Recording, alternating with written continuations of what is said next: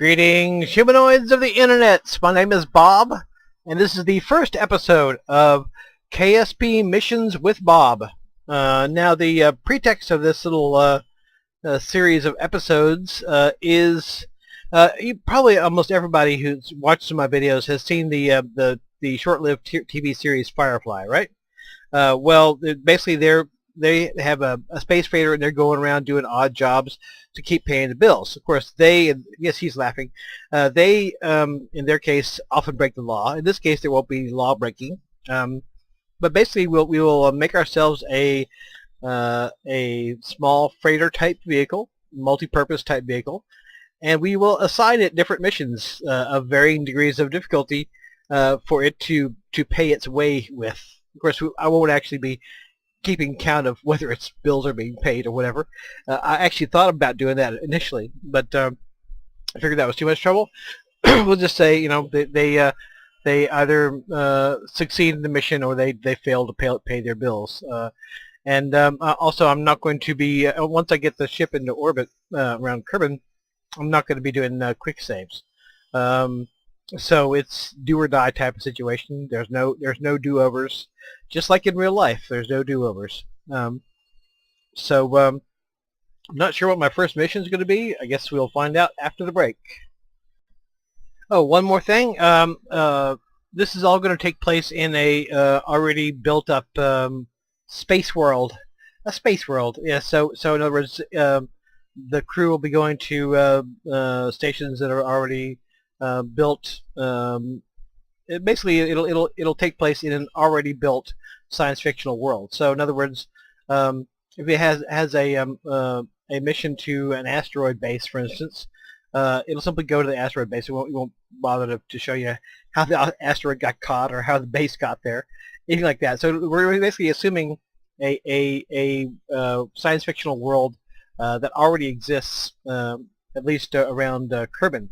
Now, interplanetary voyage is probably going to be a little too far for, I mean, in practical sense, you know, most people aren't going to be undertaking year-long missions just to earn their bread. I mean, it's a little much. So pretty much it's going to be a built-up area of Kerman, the Moon, Minmus, and various other locations which I can place within Kerman's sphere of influence.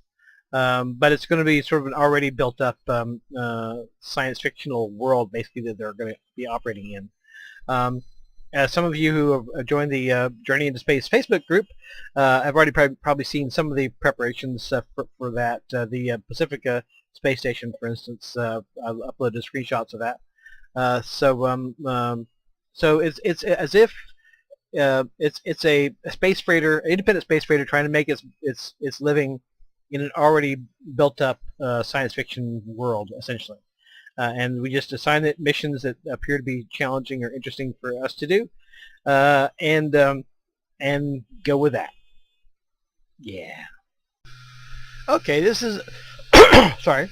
This is an exception to the rule of no do-overs, because this isn't actually really part of the mission series. It's just getting things prepared. But I wanted to go ahead and show this. This is the launching of our little space freighter, the Skyfarer. You may notice the Chinese symbols in the center of that as being familiar to you. This is the Skyfarer, and we're going to launch into space. I mean, as far as the series goes, the series starts when he's actually already the ship is already actually in space. Crew. We're going to add Bob to the back seat, so it's going to be Jeb, Bill, and Bob as our crew.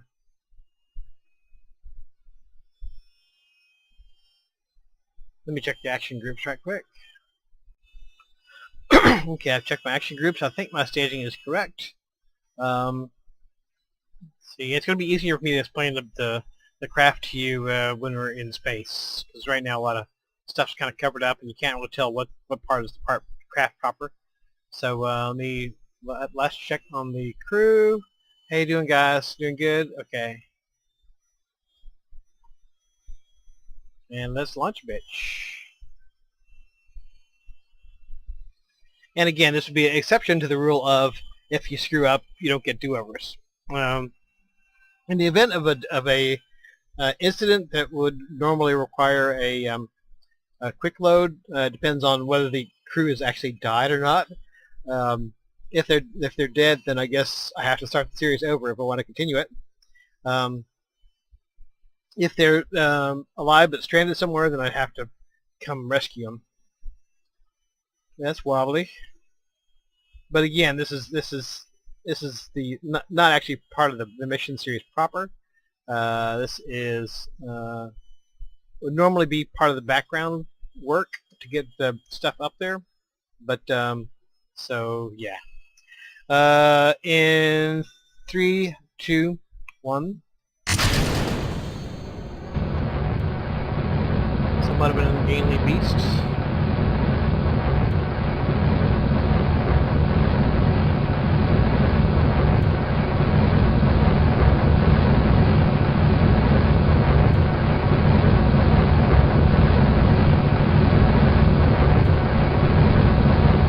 Once we get this thing up to space, I'll kind of give you a rundown of the ship's features, capacities, and so on. Jebediah, he's so happy. He likes the G-forces. Whoa, kind of waving around. A little bit wobbly.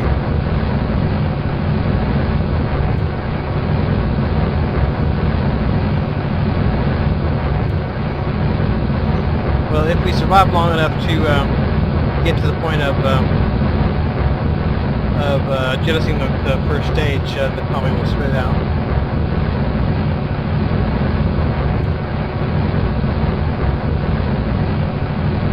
Throttle down a little bit.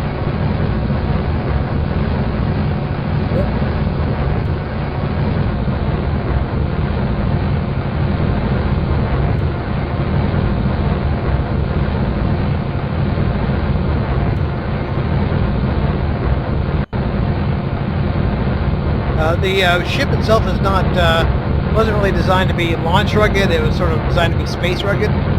So I don't know how else can do here.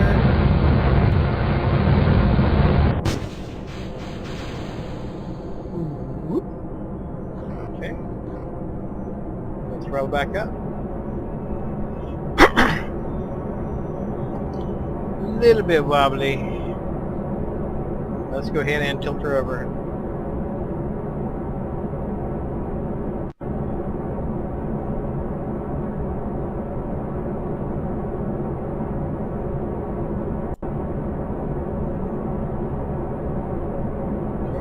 Gravity turn.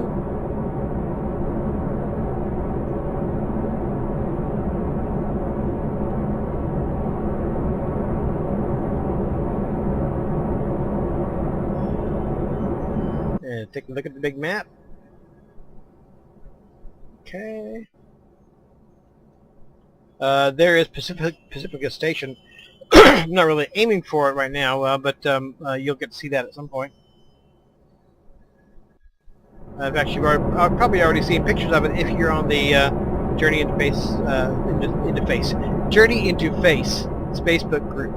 Now the Journey into Space Facebook group. The Journey into your face. Yes, this rocket's going to go right into your face because it's a journey into face. Yes.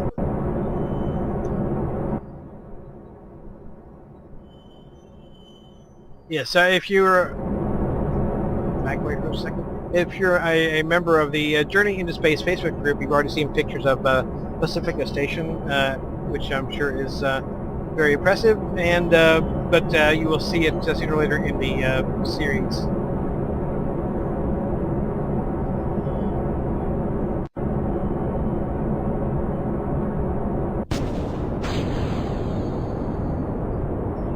Okay.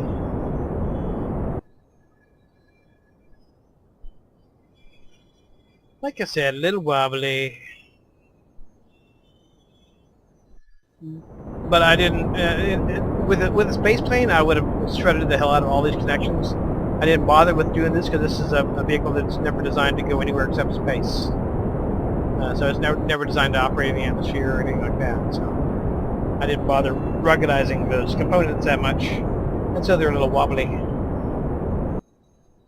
because even the struts do cost weight. And if you have a lot of struts, that can add up to a lot of weight. Okay.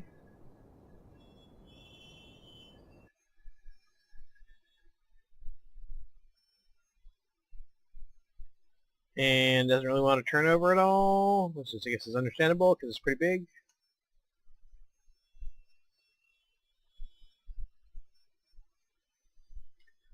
Could turn on RCS. I don't have that much RCS, so I don't really want to waste it. I'll give it a little bit of thrust. How about that? That should help me.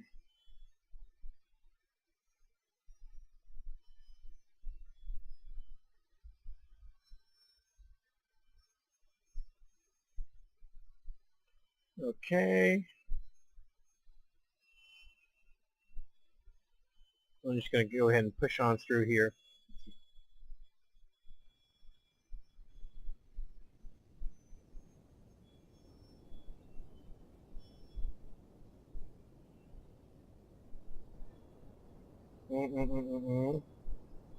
Stay put, you. So I didn't get much horizontal motion going in there as I would like, so I'm going to go ahead and do a horizontal burn now with the pointer a little bit below the horizon so that I don't push up the apoapsis too much. And in fact, the apoapsis is going down, sort of. It can't make up its mind what it's doing.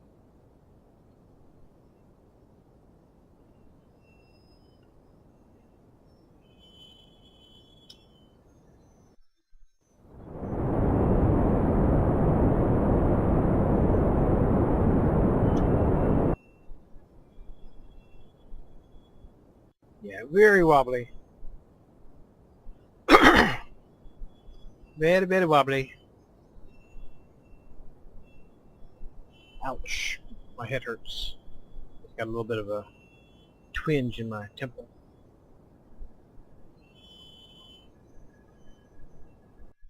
Okay. Yeah, pretty wobbly. It's getting the job done though. Come on.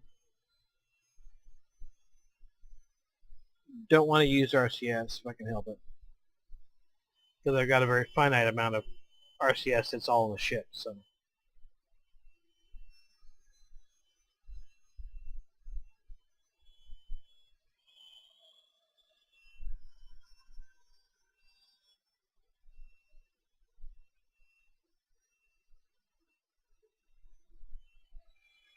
Okay. Looks like I could rendezvous with the Pacifica if I wanted to. I'd have to change inclination.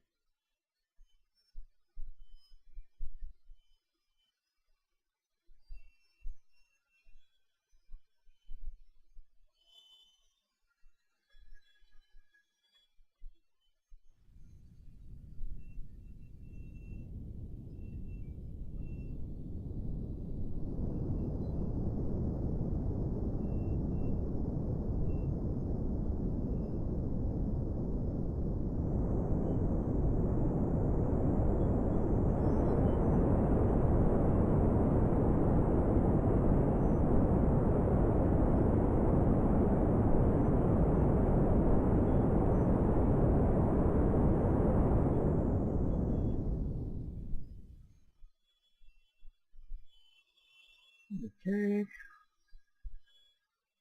Yeah, it's quite wobbly. Quite wobbly.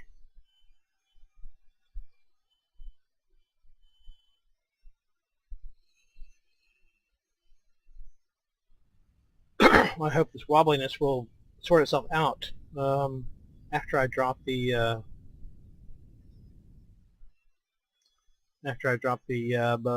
boosters. Boosters.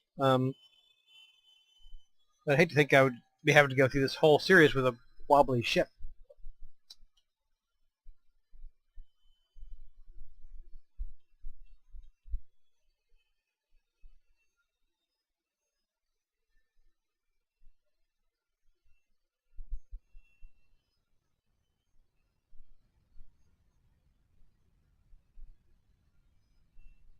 Okay.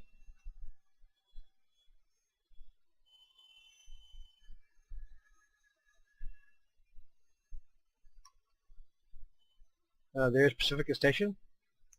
Go ahead and, excuse me, frogs! Frogs are in my throat.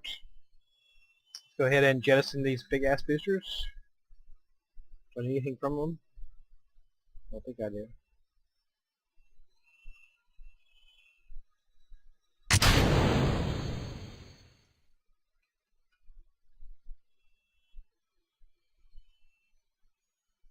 Why are you spinning? Why are you spinning?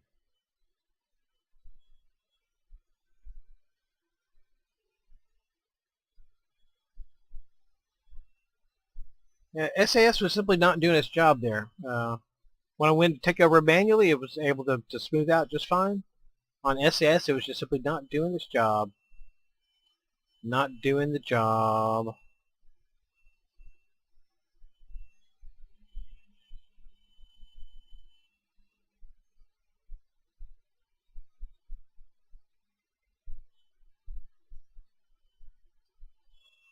Let me see.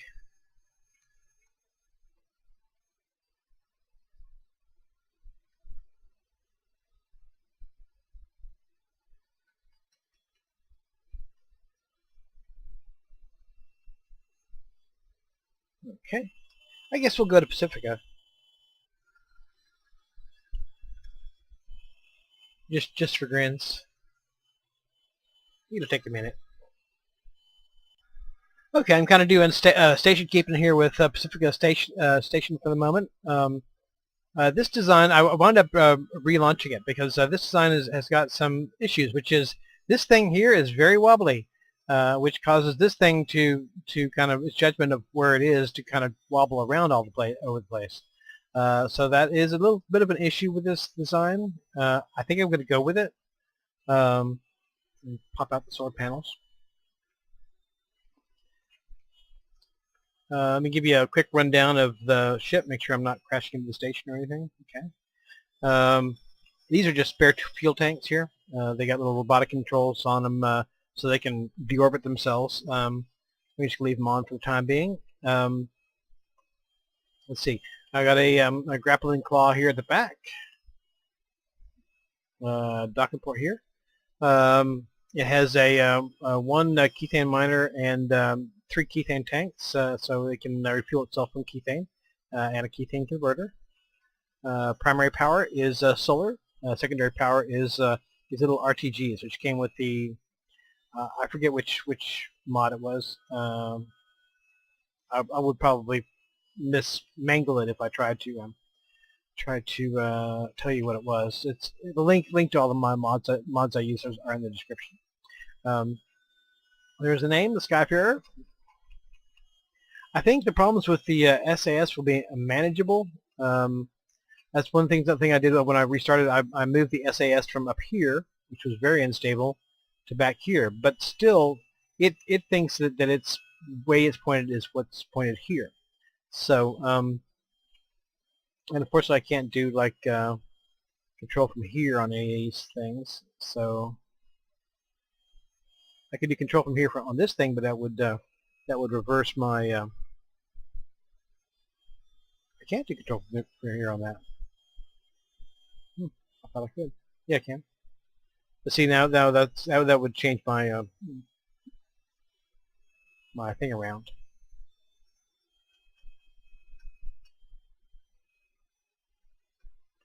So not a perfect vessel. We're going to go with it. Let's go ahead and dock up with Pacifica.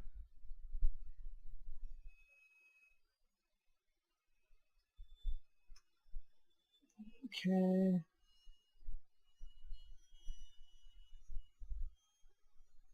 Now, always trade-offs somewhere or another.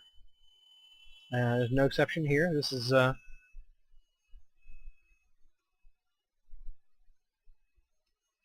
can do control from here from that, but that wouldn't make that much difference. Let's try that.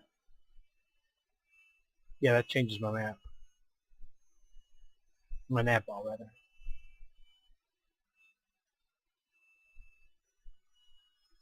Okay. I'll go ahead and get docked up.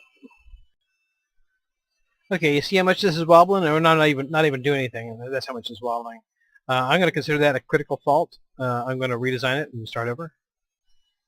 Okay, here's the new design. I replaced the wobbly inflatable thing with the hitchhiker module. I got Bob Kerman out here to give you a guided tour. Also, we'll take a look at the station.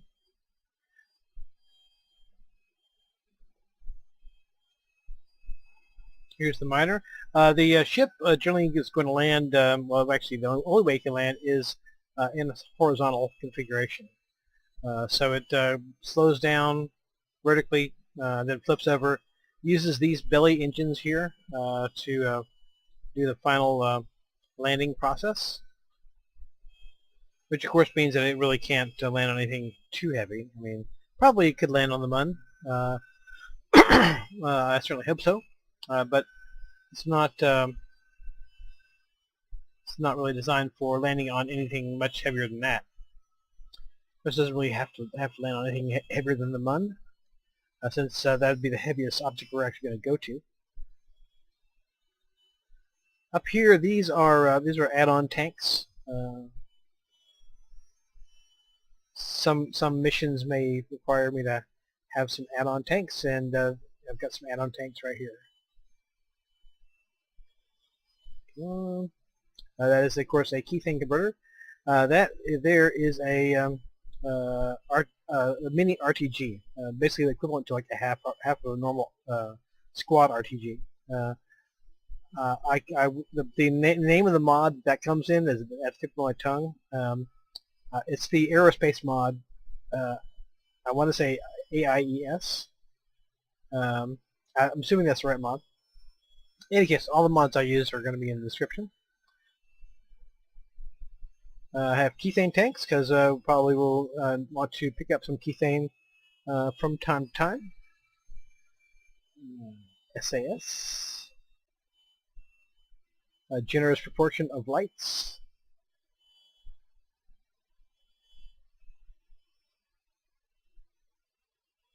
Some of you may remember that or recall that Chinese character circle thing from somewhere else.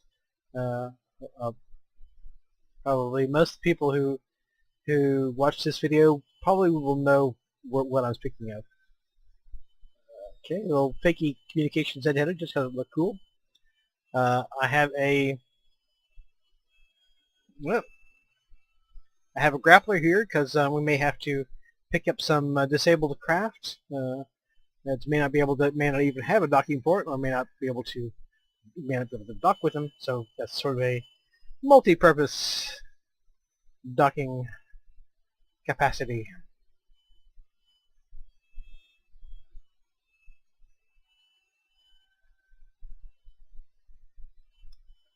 Some solar panels. I honestly forget where those solar panels come from.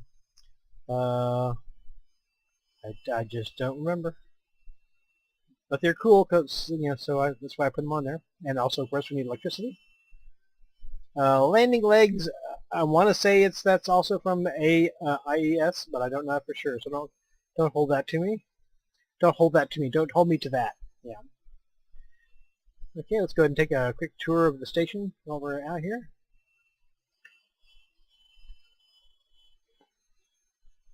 It's still under construction. There's a greenhouse wing here, and there will be a greenhouse wing over here whenever I get around to actually finishing it.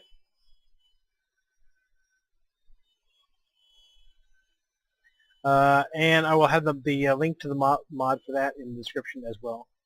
And link to all mods will be in the description.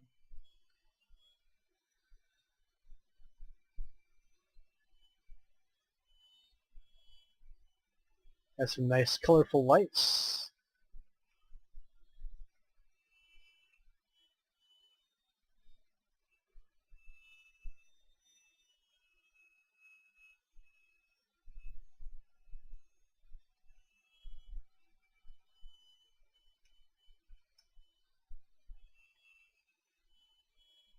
These are all related to the biofuels mod. I believe this right here is a compressor that turns biomass into carbon dioxide and also into monopropellant, I think. That is an oxygen tank and a CO2 tank, or vice versa. That is also necessary for the function of the biofuels greenhouses, which can produce fuel, albeit very slowly. Here's the greenhouses.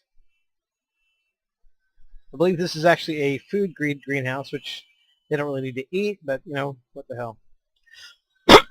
And this one next to it is a biofuels greenhouse.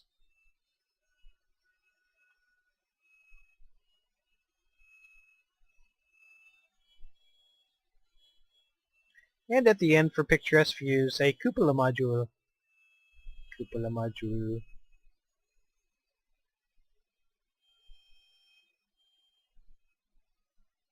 Somebody in the cupola module?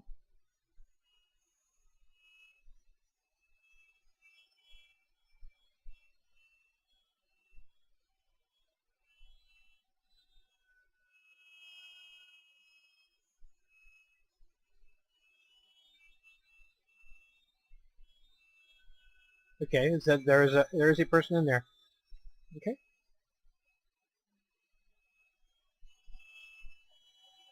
Go ahead, push off. Head back to the spacecraft. The station was intended to be color coded. It didn't actually work out like I planned. I actually planned. Well, actually, maybe it did, because this is not. Well, the whole central mass here is kind of red. I don't think I really intended that to be the case here. Let's get the jetpack on. Thank you very much.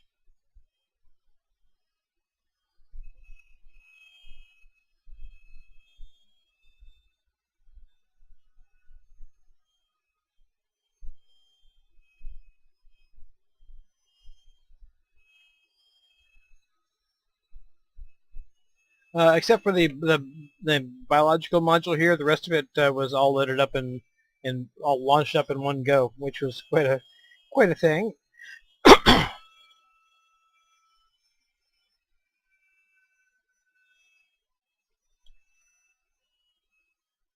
This still has some inches attached.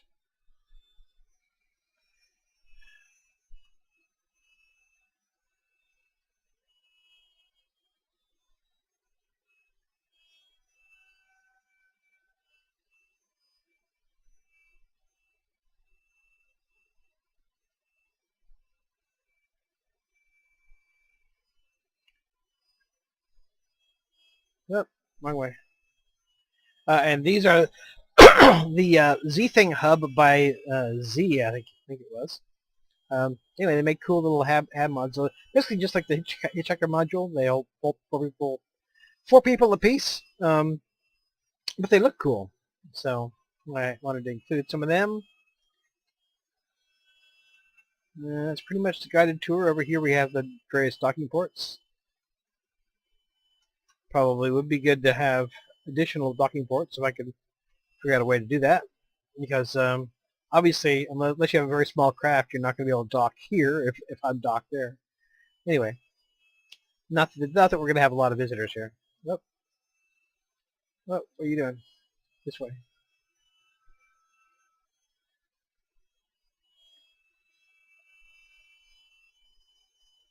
Get him back in the hitchhiker module.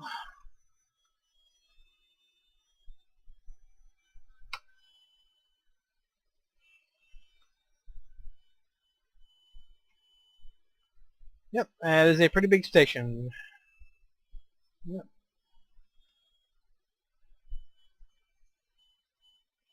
As far as sort of space freighter type spacecraft I've made, this the Skyfarer is certainly not one of my biggest, but it's a respectable size.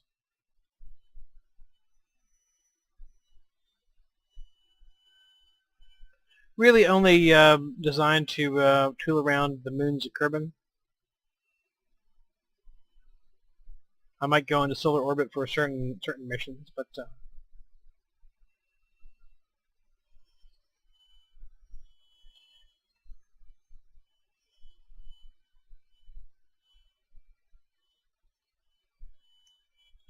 basically going on the supposition that most commercial freighter people aren't really going to want to be spending a year in space.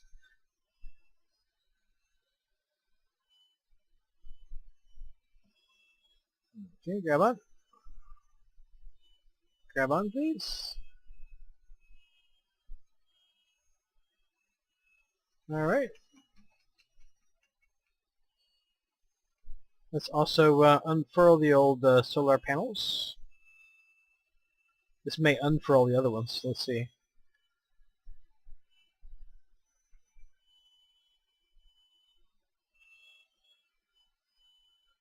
There we go.